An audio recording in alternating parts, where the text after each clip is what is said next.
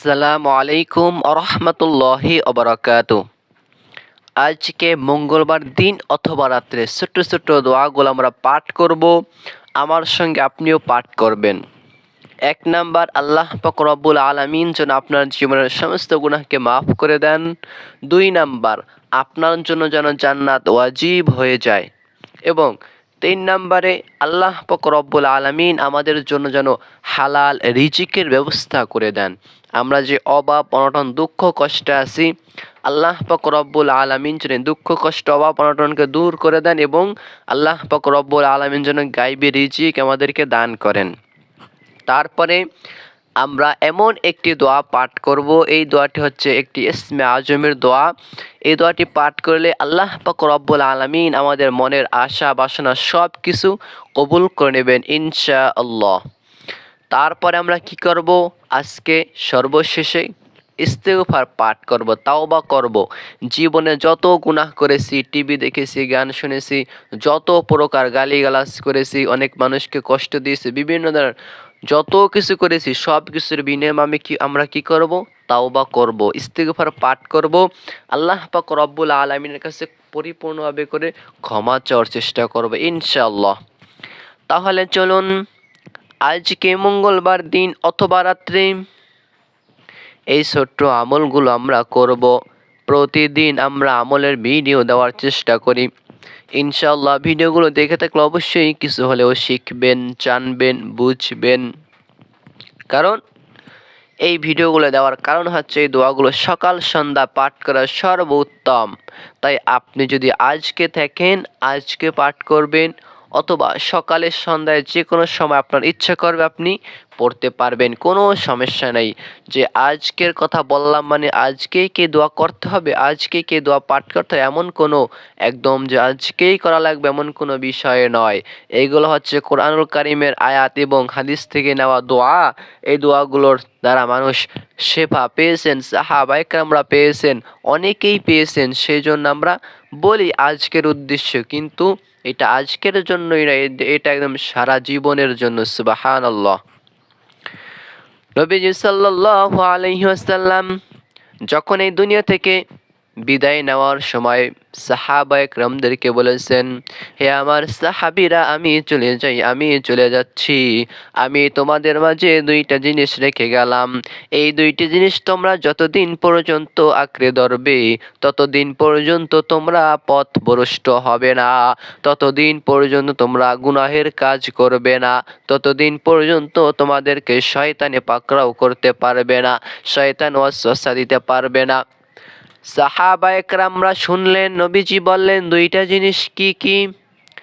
1 নম্বরে হচ্ছে কোরআন শরীফ, মানে কোরআনুম মাজিদ, যেই কিতাব স্বয়ং আল্লাহ পাক রব্বুল আলামিন দিয়েছেন। এবং 2য় নম্বরে রাসূলের হাদিস। এই হাদিস, কোরআন এবং হাদিস, এই দুইটি জিনিস রাসূলুল্লাহ সাল্লাল্লাহু আলাইহি ওয়াসাল্লাম কি করেছেন, আমাদের জন্য রেখে গিয়েছেন। এই 2টি বই, 2টি কিতাব, এই 2টি কিতাবকে আমরা যদি অনুসরণ করতে পারি, আমাদের জীবন ব্যবস্থা যদি এভাবে করে রাসূলুল্লাহ সাল্লাল্লাহু আলাইহি ওয়াসাল্লামের বিধান অনুযায়ী যদি আমরা চলতে পারি, ইনশাআল্লাহ আল্লাহ পাক রব্বুল আলামিন আমাদেরকে মাফ করে দিবেন, ক্ষমা করে দিবেন। এবং কাল কিয়ামতের দিন যখন কঠিন ময়দানে কেউ কাউকে সাহায্য করবে না, তখন আমার নবী, আপনার নবী আমাকে কি করাবেন, হাউজে কাউসারের পানি পান করাবেন। সুবহানাল্লাহ। এবং তিনি আমাদেরকে তার সুপারিশ পেয়ে আমরা জান্নাতে যেতে পারবো।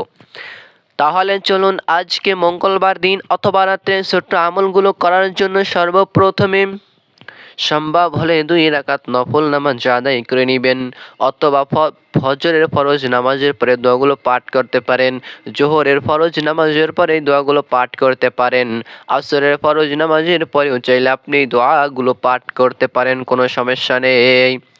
আপনি কি করবেন, আপনি যদি রান্না বান্না করেন, কাজে যদি ব্যস্ত থাকেন, সে অবস্থাতেও দোয়া পাঠ করেন, তাতে কোনো সমস্যা নেই। এগুলো হচ্ছে আল্লাহ তাআলার জিকির, আল্লাহ পাক রব্বুল আলামিনের শেখানো দোয়া। এবং আল্লাহ পাক রব্বুল আলামিন যে দোয়াগুলোতে বেশি খুশি হন, সে স্বয়ং তিনি নিজেই শিক্ষা দিয়েছেন, ওই দোয়াগুলো আমরা পাঠ করব। তাহলে আমলটি করার জন্য সর্বপ্রথমে কি করবেন? সর্বপ্রথমে দুরূদ শরীফ পাঠ করবেন। নবীজি সাল্লাল্লাহু আলাইহি ওয়াসাল্লাম বলেছেন, যে আমলের শুরুতে, যে দোয়ার শুরুতে এবং শেষে দুরূদ শরীফ থাকে না, ওই দোয়া কিন্তু আল্লাহ পাক রব্বুল আলামিনের কাছে কবুল হয় না। নাউজুবিল্লাহ। ওই দোয়াগুলো যখন চলে যায় প্রথম আসমানে বেজে যায়, তারপরে ওই দোয়াগুলো ভূত প্রেত জিন বদজিন যাহারাই আছে তারা কিন্তু চিঠি হয়, এমন চিঠি হয় হালকা চিঠি। আর আপনি যদি দোয়ার আগে পরে দুরূদ শরীফ পাঠ করেন, তাহলে এমন ভাবে করে প্যাকেটিং হয়ে স্বয়ং আল্লাহ পাক রব্বুল আলামিনের কাছে চলে যাবেন। সুবহানাল্লাহ। আর আমরা যদি নরমালি ভাবে দোয়া করি, ওই দোয়াগুলো প্রথম আসমানে যায়, তারপরে জিন ভূত প্রেত এরা কিন্তু পড়তে পারে, দেখতে পারে যে দোয়া করেছে অমুকে। তাহলে আমলটি করার জন্য সর্বপ্রথমে দুরূদ শরীফ পাঠ করবেন। নবীজি সাল্লাল্লাহু আলাইহি ওয়াসাল্লাম বলেছেন, যে বান্দা এই মদিনাতে আসলো সে যেন আমিন জিন্দা নবীকে পেল, মানে নবীজি সাল্লাল্লাহু আলাইহি সাল্লামকে যেন জিন্দা পেল সে।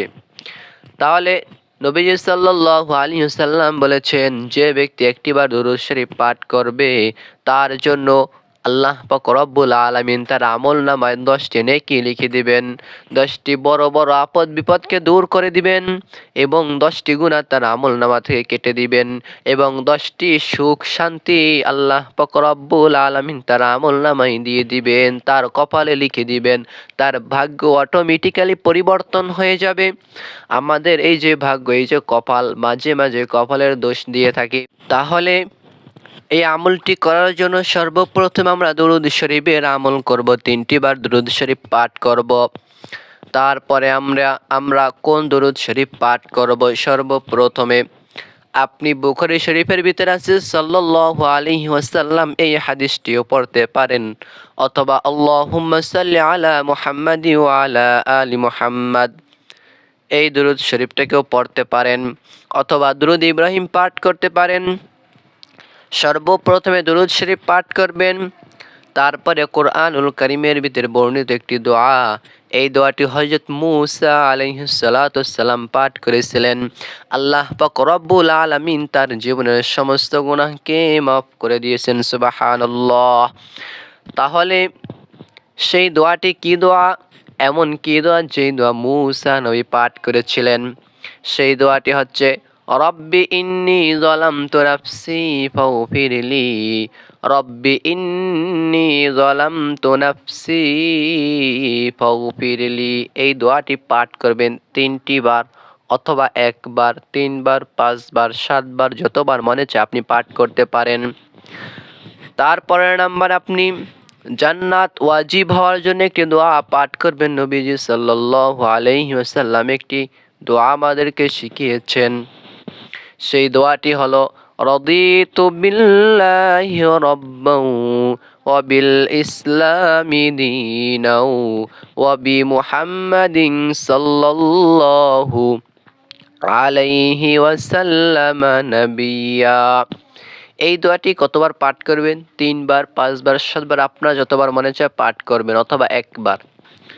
তবে যে ব্যক্তি সকাল সন্ধ্যায় দোয়া পাঠ করে, আল্লাহ পাক রব্বুল আলামিন তার জন্য জান্নাতকে ওয়াজিব করে দেন। সুবহানাল্লাহ।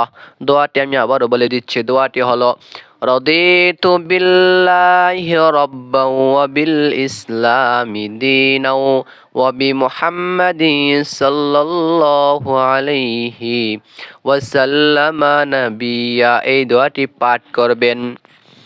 তারপরে আপনি কোন দোয়া পাঠ করবেন? আপনি একটি দোয়া পাঠ করবেন হালাল রিজিক এবং আল্লাহ পাক রব্বুল আলামিন যেন তার গায়বে যত খাজানা আছে।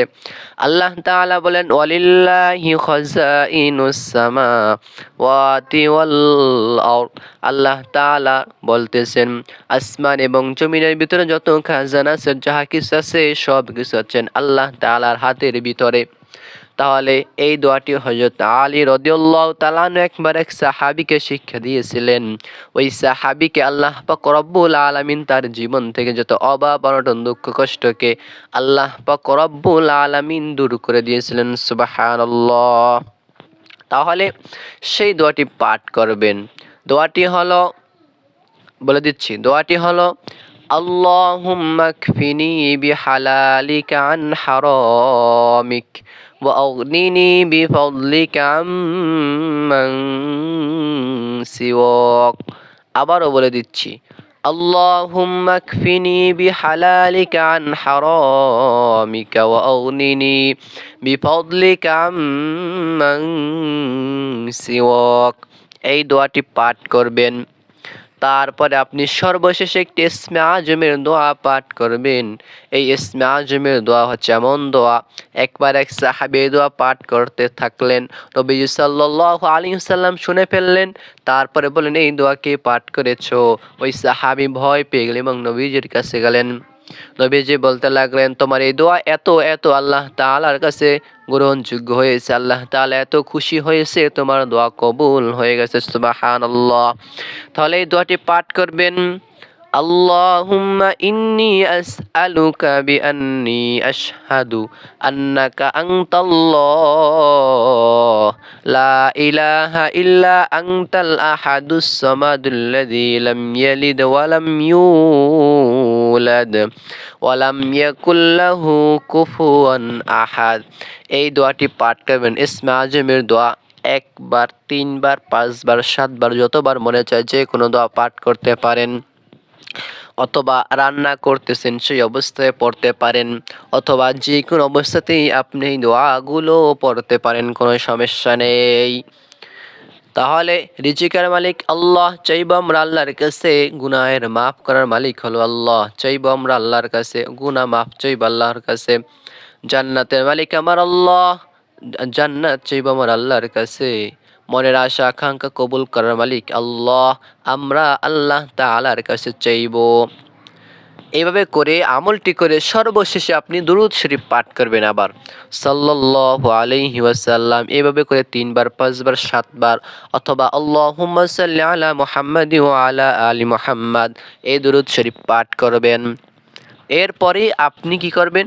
দোয়া করবেন, দোয়া মোনাজাত করবেন, আল্লাহ পাক রব্বুল আলামিনের কাছে দোয়া করবেন। মনের আশা বাসনা চাহিদাগুলো আল্লাহ তাআলার কাছে চাইবেন, আল্লাহ পাক রব্বুল আলামিন কবুল করে নেন। সবাই বলুন আমিন। এখন আমার সঙ্গে মোনাজাত করুন, আল্লাহুম্মা আমিন। اللهم أنت السلام ومنك السلام تباركت ربنا وتعاليت يا ذا الجلال والإكرام। ওগো দয়ার মালিক, ওগো রহমান, আমরা কিছু গুনাহগার বান্দা, আয় আল্লাহ তাআলা তোমার দরবারে হাত উঠাইছি বড় আশা আকাঙ্ক্ষা নিয়ে। ওগো আল্লাহ, তুমি আমাদের জীবনের সমস্ত গুনাহকে মাফ করে দাও। ওগো আল্লাহ,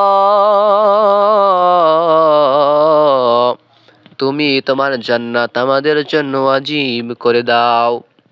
ওগো আল্লাহ, তোমার যত হালাল রিজিক আছে আল্লাহ, তোমার হালাল রিজিক আমাদের জন্য বেশি বেশি করে হালাল রিজিকের ব্যবস্থা করে দাও। যত হারাম রিজিক আছে আল্লাহ, এই হারাম রিজিক থেকে আমাদেরকে তুমি দূরে রাখো। আয় আল্লাহ তাআলা, আমাদের মনের আশা বাসনা তুমি কবুল করে নাও। তোমার ইসমে আজমের দোয়া পাঠ করেছি আল্লাহ তাআলা, তুমি আমাদের মনের আশা বাসনা কবুল করে নাও। আয় আল্লাহ তাআলা, আমাদের ভিতরে যে সকল ভাই ও বোন আল্লাহ চাকরি খুঁজতেছেন, আল্লাহ চাকরি হচ্ছে না, তুমি চাকরির ব্যবস্থা করে দাও। আয় আল্লাহ তাআলা, আমাদের ভিতরে যার অনেক অভাব অনটনের ভিতরে জীবন যাপন করতেছে, অভাব অনটনকে তুমি দূর করে দাও। আয় আল্লাহ তাআলা, আমাদের সকলের মনের আশা বাসনা জানি না আল্লাহ, যার মনে যত আশা আছে তুমি কবুল করে নাও। সুবহানা রাব্বিকা রাব্বিল ইজ্জাতি আম্মা ইয়াসিফুন ওয়া সালামুন আলাল মুরসালিন। আয় আল্লাহ তাআলা, যাদের বিবাহ হচ্ছে না তুমি বিবাহ ব্যবস্থা করে দাও। আয় আল্লাহ তাআলা, সবার মনের আশা আকাঙ্ক্ষা আমি জানি না, তুমি সবার মনের আশা আকাঙ্ক্ষা তুমি কবুল করে নাও। সুবহানা রাব্বিকা রাব্বিল ইজ্জাতি আম্মা ইয়াসিফুন ওয়া সালামুন আলাল মুরসালিন ওয়ালহামদুলিল্লাহি রাব্বিল আলামিন। প্রিয় দিনী ভাই ও বোন, এভাবে করে দোয়া করবেন। তারপর আপনার মনে যত আশা বাসনা দুঃখ কষ্ট আল্লাহ তাআলাকে বলবেন, যেহেতু আমি আপনার মনের আশা বাসনা জানি না, কিভাবে করে বলি বলেন? আল্লাহ তাআলা জানেন, আল্লাহ তাআলার কাছে চাইবেন, আল্লাহ তাআলার কাছে বলবেন। আজ না হয় কাল, কাল না হয় পরশু, একদিন না একদিন আল্লাহ তাআলা দিবেনই। আল্লাহ পাক রব্বুল আলামিন আমাদের মনের আশা বাসনা কবুল করুন, আমাদেরকে কবুল করুন। ওমা আলাইনা ইল্লাল বালাগ। বারাকাল্লাহু লানা ওয়া লাকুম ফিল কুরআনিল আযীম। আসসালামু আলাইকুম ওয়া রাহমাতুল্লাহ।